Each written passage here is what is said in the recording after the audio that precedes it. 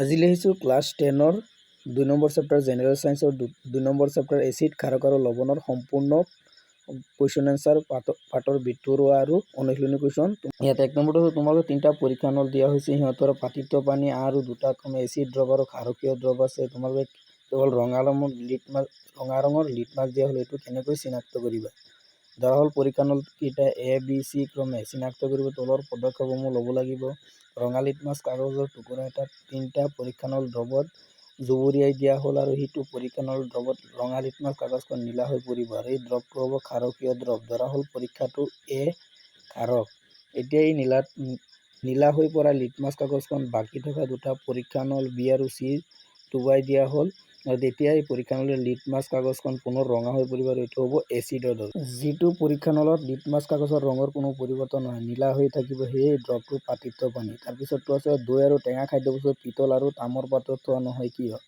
দৈ আৰু টেঙা খাদ্যবস্তু প্ৰাকৃতিকভাৱে এচিড থাকে। এচিডে পিতল আৰু তামৰ দৰে ধাতুৰ সৈতে বিক্ৰিয়া কৰি বিষাক্ত ৰাসায়নিক যৌগ উৎপন্ন কৰে। এই যৌগবোৰ খাদ্যবস্তুখিনি বিষাক্ত কৰি তোলে, যাৰ ফলত আমাৰ স্বাস্থ্যৰ ক্ষতি হ'ব পাৰে। সেইবাবে খাদ্যবস্তু পিতল আৰু তামৰ পাত্ৰত ৰখা নহয়। 2 নম্বৰ, এচিডে ধাতুৰ সৈতে বিক্ৰিয়া কৰিলে সাধাৰণতে কোনটো গেছ নিৰ্গত কৰে, এটা উদাহৰণ সৈতে বুজাই লিখা। এই গেছটোৰ উপস্থিতি পৰীক্ষা কৰা।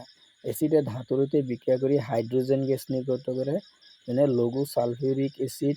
এচিডৰ সৈতে জিংক বা 10টা ধাতুৰ টুকুৰা দিলে হাইড্ৰজেন গেছ উৎপন্ন কৰে, যেনে zinc sulphate plus hydrogen sulphate, zinc sulphate plus hydrogen. নিৰ্গত হোৱা গেছখিনিৰ কাষলৈ এডাল জ্বলন্ত মমবাতি ৰখা হ'ল। গেছখিনিৰ পপ বা ফট শব্দ উঠে। ইয়াৰ শব্দ উঠাই মানে হ'ল হাইড্ৰজেন গেছৰ উপস্থিতি বুজায়। তাৰপিছত 3 নম্বৰ কুৱেশ্যনটো চাই যোৱা, মই এনচাৰ কৰি আছোঁ। যিহেতু উৎপন্ন হোৱা গেছটো জ্বলন্ত মমবাতি নুমাই দিয়ে, গতিকে গেছটো হ'ল কাৰ্বন ডাই অক্সাইড। কাৰ্বন ডাই অক্সাইড আৰু কেলছিয়াম ক্লৰাইড উৎপন্ন ধাতুৰ যৌগ, এইটো হ'ব কেলছিয়াম কাৰ্বনেট। সন্তৰিত ৰাসায়নিক সমীকৰণ CO3 প্লাছ HCl। তাৰপিছত আছে জলীয় দ্ৰৱত হাইড্ৰক্লৰিক HCl আৰু HNO3 ইত্যাদি কিয় আম্লিক ধৰ্ম দেখুৱায়, কিন্তু এলকহল আৰু গ্লুকোজৰ দৰে যৌগৰ ধৰ্ম আম্লিক ধৰ্ম নেদেখুৱায়। জলীয় দ্ৰৱত HCl আৰু HNO3 আদি এচিডসমূহ আয়ন হৈ হাইড্ৰজেন আয়ন উৎপন্ন কৰে আৰু এই হাইড্ৰজেন আয়নৰ উপস্থিতিৰ বাবে ইহঁতে আম্লিক ধৰ্ম দেখুৱায়। আনহাতে এলকহল আৰু গ্লুকোজৰ দৰে অণুত হাইড্ৰজেন থাকিলেও সিহঁতে জলীয় দ্ৰৱত আয়নিত নহয় আৰু উৎপন্ন কৰে, সেইকাৰণে আম্লিক ধৰ্ম নেদেখুৱায়। এচিড এটাৰ জলীয় দ্ৰৱই কিয় বিদ্যুৎ পৰিবহন কৰে। এচিড এটাৰ জলীয় দ্ৰৱত আয়নিত হৈ মুক্ত আয়ন থাকে, H+ আয়ন উৎপন্ন কৰি থকা এই মুক্ত আয়নযুক্ত চলাচলৰ বাবে এচিডৰ জলীয় দ্ৰৱত বিদ্যুৎ পৰিবহন কৰিব পাৰে। শুকান HCl গেছে কিয় শুকান লিটমাছ কাগজৰ ৰঙৰ পৰিৱৰ্তন নঘটায়। পানীৰ অনুপস্থিতি, অৰ্থাৎ পানী নাথাকে বাবে H+ আয়ন উৎপন্ন কৰিব নোৱাৰে আৰু আম্লিক ধৰ্ম প্ৰদৰ্শন কৰে বাবে আয়নৰ উপস্থিতি। এচিড এটা লঘু কৰোঁতে এচিডে পানীত যোগ কৰিবলৈ কোৱা হয়, কিন্তু পানী এচিডত যোগ কৰিবলৈ কোৱা নহয় কিয়। এচিড আৰু পানীৰ মিশ্ৰণ প্ৰক্ৰিয়াটো এটা তীব্ৰ তাপবৰ্জী বিক্ৰিয়া। যদি পানী গাঢ় এচিডত যোগ কৰা হয়, তেন্তে হঠাতে প্ৰচুৰ পৰিমাণে তাপ উৎপন্ন হয় আৰু এই তাপে মিশ্ৰণটোক চিটিকিয়াই দিব পাৰে আৰু গা-মুখ পুৰি দুৰ্ঘটনা ঘটিব পাৰে, আনকি কাঁচৰ পাত্ৰটোত ভাঙি যাব পাৰে। সেইবাবে পানী লৰাই থাকি লাহে লাহে এচিড পানীত যোগ কৰা উচিত। তাৰ পিছতটো আছে এচিডৰ দ্ৰৱ এটা লঘু কৰোঁতে হাইড্ৰনিয়াম আয়নৰ গাঢ়তা কিদৰে পৰিৱৰ্তন হয়। এচিডৰ দ্ৰৱ এটা লঘু কৰোঁতে অৰ্থাৎ পানী যোগ কৰিলে দ্ৰৱটোৰ প্ৰতি একক আয়তনৰ হাইড্ৰনিয়াম আয়নৰ সংখ্যা গাঢ়তা হ্ৰাস পায়। ছডিয়াম হাইড্ৰক্সাইড দ্ৰৱ এটাত অধিক ক্ষাৰক দ্ৰৱীভূত কৰিলে হাইড্ৰক্সাইড আয়নৰ গাঢ়তা কিদৰে পৰিৱৰ্তিত হয়। ছডিয়াম হাইড্ৰক্সাইডৰ দ্ৰৱ এটাত অধিক ক্ষাৰক যোগ কৰিলে দ্ৰৱটোৰ পৰা একক আয়তনৰ হাইড্ৰনিয়াম আয়নৰ গাঢ়তা হ্ৰাস পায়। তাৰপিছত প্ৰশ্নাৱলী, তোমাৰ ফাটত A আৰু B দ্ৰৱ আছে। দ্ৰৱ A ৰ pH মান 6 আৰু দ্ৰৱ B pH মান 8। কোনটো দ্ৰৱত হাইড্ৰনিয়াম আয়নৰ গাঢ়তা বেছি আৰু কোনটো আম্লিক, কোনটো ক্ষাৰকীয়। তাৰপিছতো চাই যোৱা উত্তৰ, হাইড্ৰজেন আয়নৰ গাঢ়তা দ্ৰৱ A ত যিহেতু pH কম হ'লে H+ আয়নৰ গাঢ়তা বেছি হয়, অৰ্থাৎ pH মানে লিটমাছ পেপাৰৰ, আৰু প্ৰকৃতি হ'ব দ্ৰৱ A আম্লিক যিহেতু pH 7 আৰু দ্ৰৱ B ক্ষাৰকীয়,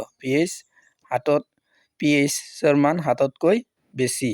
দ্ৰৱ এটাৰ প্ৰকৃতিৰ ওপৰত H+ আয়নৰ গাঢ়তা কিদৰে প্ৰভাৱ থাকে। দ্ৰৱ এটাত H+ আয়নৰ গাঢ়তা যিমানে বেছি হ'ব, দ্ৰৱটো সিমানে বেছি আম্লিক হ'ব আৰু সিহঁতৰ pH ৰ মান কম হ'ব। আনহাতে H+ আয়ন উৎপন্ন কৰিলে আম্লিকতা কমে আৰু ক্ষাৰকীয়তা বৃদ্ধি পায়। ক্ষাৰকীয় দ্ৰৱত H+ আয়ন থাকেনে, যদি থাকে তেন্তে সিহঁত কিয় ক্ষাৰকীয়। হয়, ক্ষাৰকীয় দ্ৰব্য H+ আয়ন থাকে, কিন্তু ক্ষাৰকীয় দ্ৰব্যত থকা হাইড্ৰক্সাইড আয়নৰ গাঢ়তা হাইড্ৰজেন আয়নৰ গাঢ়তাতকৈ বহুত বেছি হয়, সেইবাবে দ্ৰৱটো ক্ষাৰকীয় হয়। মাটিত কি অৱস্থাত কৃষক এজনে পোৰা চূণ বা শীতলিত চূণ বা চক আদি প্ৰয়োগ কৰা দেখা যায়? যেতিয়া খেতি কৰা মাটিৰ অত্যাধিক আম্লিকতা বা এচিডিটি হৈ পৰে, তেতিয়া কৃষকে মাটিত থকা চূণ, শীতলিত চূণ, চক প্ৰয়োগ কৰে। এই পদাৰ্থবোৰ প্ৰাকৃতিকভাৱে ক্ষাৰকীয় হোৱাৰ বাবে মাটিত থকা অতিৰিক্ত এচিডিটিক প্ৰশমিত কৰি মাটিৰ উৰ্বৰতা ঘূৰাই আনে। তাৰপিছত আছে যে প্ৰশ্নাৱলী যৌগ CaOCl2ৰ সাধাৰণ নাম কি? Bleaching powder. ইয়াৰ ৰাসায়নিক নাম হ'ল কেলচিয়াম অক্সিক্লৰাইড। ক্লৰিনৰ সৈতে বিক্ৰিয়া কৰালে ব্লিচিং পাউডাৰ উৎপন্ন কৰা যৌগটোৰ নাম কি? ক্লৰিনৰ সৈতে বিক্ৰিয়া কৰিলে ব্লিচিং পাউডাৰৰ সৈতে উৎপন্ন কৰা যৌগটোৰ নাম হ'ল কেলচিয়াম হাইড্ৰক্সাইড। কঠিন পানী কোমল কৰাৰ কাৰণে ব্যৱহাৰ কৰা ছ'ডিয়াম যৌগটোৰ নাম কি? কাপোৰ ধোৱা ছ'ডা বা ছ'ডিয়াম কাৰ্বনেট। এইটো সংকেতটো চাই লোৱা। তাৰপিছত আছে ছ'ডিয়াম হাইড্ৰক্সাইডৰ হাইড্ৰজেন কাৰ্বনেটৰ দ্ৰৱ এটা উত্তপ্ত কৰিলে কি হয়? বিক্ৰিয়াটোৰ সমীকৰণ লিখা। ছ'ডিয়াম হাইড্ৰজেন কাৰ্বনেট বা বেকিং ছ'ডা উত্তপ্ত কৰিলে বিয়োজিত হৈ ছ'ডিয়াম কাৰ্বনেট পানী আৰু কাৰ্বন ডাই অক্সাইড গেছ উৎপন্ন কৰে, যেনে সমীকৰণ। তলত সমীকৰণটো দিয়া হ'ল, তোমালোকে সমীকৰণটো চাই যোৱা। Sodium hydrogen carbonate gives sodium carbonate. Plaster of Paris আৰু পানীৰ মাজৰ বিক্ৰিয়াটো দেখুৱাবলৈ এটা সমীকৰণ লিখা। এইটো সমীকৰণ চাই যোৱা। প্লাষ্টাৰ অফ পেৰিছ মানে পানী শুহি লৈ টান জিপছামলৈ ৰূপান্তৰিত হয়, আৰু তাৰ বাবে ৰাসায়নিক বিক্ৰিয়া বা সমীকৰণটো হৈছে এনেধৰণৰ। সমীকৰণটো দিয়া আছে তলত, চাই যোৱা। সমীকৰণ CaSO4 ডট। তাৰপিছত আছে অনুশীলনী। এটা দ্ৰৱ ৰঙা লিটমাছ নীলা কৰিছে, ইয়াৰ pH-ৰ মান কি হ'ব? 10, কাৰণ ৰঙা লিটমাছ নীলা কৰাৰ দ্ৰৱটো ক্ষাৰকীয় আৰু ক্ষাৰকৰ pH-ৰ মান 7তকৈ বেছি হয়। এটা দ্ৰৱই গুৰি কৰি লোৱা কণীৰ খোলাৰ সৈতে বিক্ৰিয়া কৰি এটা গেছ উৎপন্ন কৰে। গেছটো চূণ পানী ঘোলা কৰে। গেছটো কি হ'ব? হাইড্ৰক্লৰিক এচিড HCl হ'ব। তাৰপিছতটো আছে ছ'ডিয়াম হাইড্ৰক্সাইডৰ দ্ৰৱ এটাৰ 10 মিলিলিটাৰ হাইড্ৰক্লৰিক এচিডে 8 মিলিলিটাৰ সম্পূৰ্ণৰূপে প্ৰভাৱিত কৰে। যদি একেটা পাত্ৰতে ছ'ডিয়াম হাইড্ৰক্সাইডৰ দ্ৰৱ 20 মিলিলিটাৰ আৰু তেন্তে প্ৰভাৱিত কৰিবলৈ লোৱা হাইড্ৰক্লৰিক এচিডৰ পৰিমাণ কিমান হ'ব? এইটো হ'ব 16 ml মিলিলিটাৰ। তাৰপিছতটো আছে যে অজীৰ্ণৰ চিকিৎসাৰ বাবে তলৰ কোন ধৰণৰ ঔষধ ব্যৱহাৰ কৰা হয়? অজীৰ্ণ মানে যিটো হজম নোহোৱা, এইটো হ'ব অম্লনাশক এন্টাচিড। পাকস্থলীত উৎপন্ন হোৱা অতিৰিক্ত এচিডত প্ৰশমিত কৰি ৰাখিব পাৰে। তাৰপিছতটো আছে যে সংঘটিত বিক্ৰিয়াৰ বাবে শব্দ সমীকৰণ আৰু সন্তুলিত সমীকৰণ লিখা। তাৰপিছতটো চাই যোৱা। লঘু ছালফিউৰিক এচিডে জিংকৰ গুৰিৰ সৈতে বিক্ৰিয়া কৰে। এইটো কি হ'ব? Zinc sulphate plus hydrogen sulphate give zinc plus hydrogen. লঘু এচিডে মেগনেছিয়াম ফিটাৰ সৈতে বিক্ৰিয়া কৰে। এইটো কোনটো গেছ? মেগনেছিয়াম। এইটো বিক্ৰিয়াটো দেখুৱাই দিছোঁ, তোমালোকে চাই যোৱা।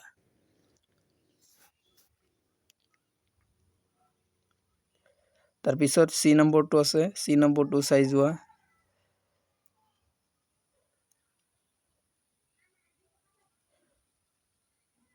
লঘু হাইড্ৰক্লৰিক ডি এচিডৰ সৈতে বিক্ৰিয়া কৰে। Iron plus hydrochloric acid plus iron chloride plus hydrogen. Alcohol আৰু গ্লুকোজৰ দৰে যৌগবোৰ হাইড্ৰজেন থাকে, কিন্তু ইহঁতক এচিড হিচাপে শ্ৰেণীভুক্ত কৰা নহয়। ইয়াক প্ৰমাণ কৰিবলৈ এটা পৰীক্ষা বৰ্ণনা কৰা। এটা বিকাৰত ক্ৰমে গ্লুকোজ আৰু এলকহল লৈ এটা কৰ্কৰ সহায়ত দুডাল গজাল লগাই এটা বাল্ব চুইচ আৰু 6 ভোল্ট বেটাৰীৰ সৈতে বৰ্তনী এটা সম্পূৰ্ণ কৰা হ'ল। চুইচটো অন কৰাৰ পিছত দেখা গ'ল যে বাল্বটো জ্বলি উঠা নাই। ইয়াৰ পৰা প্ৰমাণ হয় যে এলকহল আৰু গ্লুকোজৰ দ্ৰৱ আয়ন মুক্ত নকৰে আৰু বিদ্যুৎ পৰিবহন নকৰে। যিহেতু H+ আয়ন উৎপন্ন নকৰে, সেয়ে সিহঁতক এচিড হিচাপে গণ্য কৰা নহয়। 7 নম্বৰ, পাতিত পানীয়ে বিদ্যুৎ সৰবৰাহ নকৰে, কিন্তু বৰষুণৰ পানীয়ে কৰে। কিয়? পাতিত পানী বিশুদ্ধ অৱস্থাত থাকে, য'ত কোনো দ্ৰৱীভূত লৱণ বা মুক্ত আয়ন নাথাকে। আয়ন নথকাৰ বাবে ই বিদ্যুৎ পৰিবহন নকৰে। আনহাতে বৰষুণৰ পানী বায়ুমণ্ডলৰ মাজেৰে সৰি পৰোঁতে বায়ুত থকা কাৰ্বন ডাই অক্সাইড, ছালফাৰ ডাই অক্সাইড আদি গেছবোৰ দ্ৰৱীভূত হৈ অম্ল উৎপন্ন কৰে, যিয়ে আয়ন মুক্ত কৰে। এই আয়নৰ বাবে বৰষুণৰ পানীত বিদ্যুৎ পৰিবহন কৰে। তাৰপিছত আছে পানীৰ অনুপস্থিতিত এচিডে এচিড ধৰ্ম প্ৰদৰ্শন নকৰে। কিয়? পানীৰ অনুপস্থিতিত এচিডৰ অণু ভাঙি হাইড্ৰজেন আয়ন প্লাছ আয়ন উৎপন্ন হ'ব নোৱাৰে। যিহেতু H+ আয়নৰ উপস্থিতিৰ বাবে এচিড আম্লিক ধৰ্ম দেখুৱায় এচিডে, সেয়েহে পানী নহ'লে এচিডে ধৰ্ম প্ৰদৰ্শন নকৰে। তাৰপিছত আছে পাঁচটা দ্ৰৱ A, B, C, D আৰু E সাৰ্বজনীন সূচকেৰে পৰীক্ষা কৰাত pHৰ মান ক্ৰমে 4, 1, 11, 7 আৰু 9 দেখুওৱা হৈছিল। কোনটো প্ৰথম, কোনটো তীব্ৰ আৰু কোনটো ক্ষাৰকীয়? pHৰ মান অনুযায়ী প্ৰথম দ্ৰৱৰ pHৰ মান 7, তীব্ৰ ক্ষাৰকীয় pH 11, তীব্ৰ আম্লিক pH 1, মৃদু আম্লিক pH 4, মৃদু ক্ষাৰকীয় pH 9। হাইড্ৰজেন আয়নৰ গাঢ়তা বৰ্ধিত ক্ৰমত সজাই পাওঁ 11 লেছ দেন 9 লেছ দেন আৰু 7 লেছ দেন তাৰপিছত এনেকুৱা লিখি দিবা। পৰীক্ষণ হল A আৰু B সমান সমান দৈৰ্ঘ্যৰ দুডাল মেগনেছিয়াম ফিতা লোৱা হ'ল। পৰীক্ষণ হল A হাইড্ৰক্লৰিক এচিড আৰু পৰীক্ষণ হল B এচিটিক এচিড যোগ কৰা হ'ল। এচিড দুটাৰ গাঢ়তা একে আৰু একে পৰিমাণৰ লোৱা হৈছে। কোনটো পৰীক্ষণ হলত বেছি বেগেৰে বুৰবুৰিন ওলাব আৰু কিয়? পৰীক্ষণ হল A বেছি বেগেৰে বুৰবুৰিন ওলাব কাৰণ হাইড্ৰক্লৰিক এচিড তীব্ৰ এচিড আৰু যিয়ে জলীয় দ্ৰৱত সম্পূৰ্ণৰূপে আয়নিত হৈ H+ আয়ন উৎপন্ন কৰে। আনহাতে এচিটিক এচিড আৰু মৃদু এচিড তীব্ৰ বিক্ৰিয়াৰ বাবে পৰীক্ষণ হল A হাইড্ৰজেন আয়ন গেছ অতি বেগেৰে ওলাব। 11 কেঁচা গাখীৰৰ pHৰ মান 7 ইয়াত দৈত পৰিণত হলে pH সলনি হ'বনে? হয়, গাখীৰ দৈত পৰিণত হলে ইয়াৰ pHৰ মান 6তকৈ কমি যাব অৰ্থাৎ কাৰণ লেক্টোবেচিলাছ বেক্টেৰিয়াৰ ক্ৰিয়াৰ ফলত লেক্টিক এচিড উৎপন্ন কৰে আৰু এচিড সৃষ্টি কৰাৰ বাবে ই আম্লিকতা বাঢ়ায় আৰু pHৰ মান কমাই পেলায়। এজন গোৱালে কেঁচা গাখীৰত সামান্য পৰিমাণে বেকিং ছ'ডা যোগ কৰিলে তেওঁ কিয় এই গাখীৰৰ pHৰ মান 6ৰ পৰা সামান্যভাৱে ক্ষাৰকীয় কৰি ল'লে? এই গাখীৰখিনি দৈত পৰিণত হ'বলৈ বেছি সময় লাগে কিয়? গাখীৰখিনি যাতে সোনকালে টেঙা বা নষ্ট হৈ নাযায় তাৰ বাবে গোৱালজনে তাক সামান্য ক্ষাৰকীয় কৰি ল'লে। ক্ষাৰকীয় কৰিলে গাখীৰত লেক্টিক এচিড সহজ উৎপন্ন হ'ব নোৱাৰে। যিহেতু গাখীৰখিনিত আগৰ পৰা বেকিং ছ'ডা বা ক্ষাৰক মিহলি হৈ থাকে, গতিকে প্ৰথম উৎপন্ন হোৱা লেক্টিক এচিডখিনি এই ক্ষাৰকটোক প্ৰশমিত কৰাত খৰচ হয় আৰু সেইবাবে গাখীৰখিনি দৈত পৰিণত হ'বলৈ স্বাভাৱিকতে বেছি সময় লয়। প্লাষ্টাৰ অফ পেৰিছৰ জলীয় বাষ্প সোমাব নোৱাৰা পাত্ৰত হ'ব লাগে কিয়? ব্যাখ্যা কৰা। প্লাষ্টাৰ অফ পেৰিছে বতাহত থকা জলীয় বাষ্প বা পানীৰ সংস্পৰ্শলৈ আহিলে খুব সোনকালে বিক্ৰিয়া কৰি টান কঠিন পদাৰ্থ বা জিপছামলৈ ৰূপান্তৰিত হয়। সেইকাৰণে ইয়াত সংৰক্ষণ কৰি ৰাখিব লাগে। প্ৰশমন বিক্ৰিয়া কি? দুটা উদাহৰণ দিয়া। কাপোৰ ধোৱা ছ'ডা আৰু বেকিং ছ'ডাৰ দুটাকৈ গুৰুত্বপূৰ্ণ ব্যৱহাৰ লিখা। প্ৰশমন বিক্ৰিয়া এচিড আৰু ক্ষাৰকৰ মাজত বিক্ৰিয়া কৰি লৱণ আৰু পানী উৎপন্ন হোৱা বিক্ৰিয়াক প্ৰশমন বিক্ৰিয়া বোলে, যেনে hydrochloric acid plus sodium hydroxide, sodium chloride plus পানী। তাৰপিছত আছে NaCO3 দুটা বিক্ৰিয়া দিয়া আছে, চাই যোৱা। তাৰপিছৰখিনি চাই যোৱা। আৰু এটা কথা যিসকলে এইটো চেনেলত নতুনকৈ আহিছে চেনেলটো ছাবস্ক্ৰাইব কৰি দিবা আৰু ভিডিঅ'বিলাক বন্ধুবৰ্গলৈ শ্বেয়াৰ কৰি দিবা। ধন্যবাদ।